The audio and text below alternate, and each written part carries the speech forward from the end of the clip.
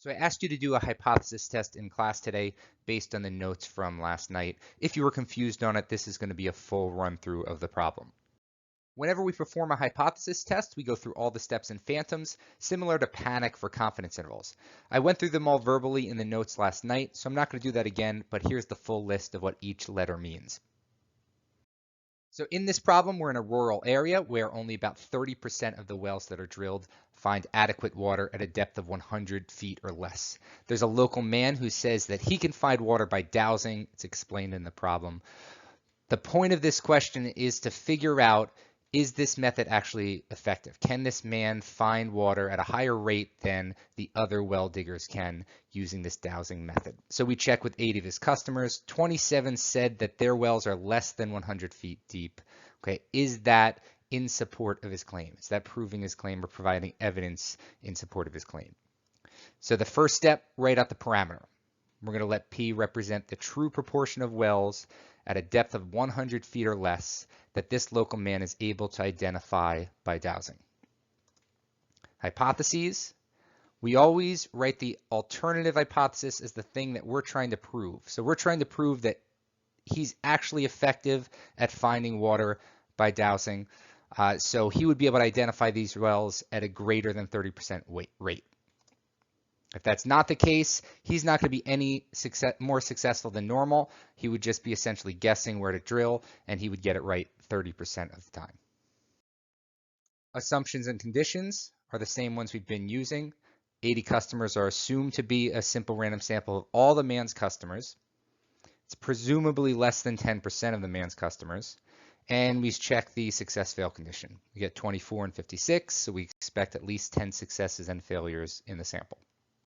Name the method. Now we have been doing 1 proportion Z intervals for confidence intervals. Now that we're doing hypothesis tests, this is called a 1 proportion Z test. The statistic for this sample, the p hat, is 27 over 80. That's 33.75%. So we can see that the man was successful in identifying wells at a higher rate than 30%. But was this statistically significant? Or could we attribute it to just being lucky, random chance that he got higher than 30%? So the way we would figure it out is find a z-score. Standard deviation, we take the value from the null hypothesis, that's our p, okay, and the corresponding q, plug in the sample size, get a standard deviation for our model. So we make a normal model with those parameters. So if the mean proportion is 0.3, how unlikely would it be for our sample to end up at 0.3375, which is what this man found, or more extreme? We would find a z-score for it, 0.3375 minus 0.3, divide by the standard deviation, we get 0.732 or 0.73 if we go to 2 decimal places. The O in Phantoms is obtain a p-value. We're going to use that z-score, plug it into normal CDF. We're going to the right just like our original normal curve had this. So we're going from our z-score, 0.73, to 99 or whatever value you normally put in there. And we get our p-value, 0.232. We're going to use that to make a decision. Our decision is based on the null hypothesis. Okay, or it's about the null hypothesis. We always either reject it or we fail to reject it.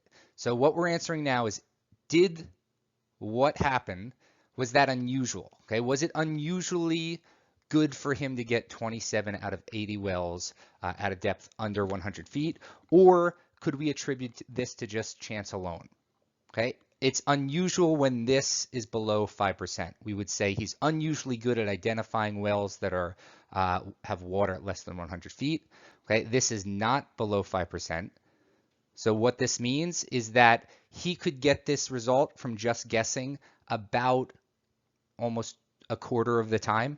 All right, so if you went out knowing nothing about wells and you said drill here, drill here, drill here, you would be able to get 27 out of 80 about 23% of the time, which is about 1 out of 4 times. That's not unusual. So we're going to fail to reject the null hypothesis since the p-value is not small. It's above 5%. The S is always about the alternative hypothesis.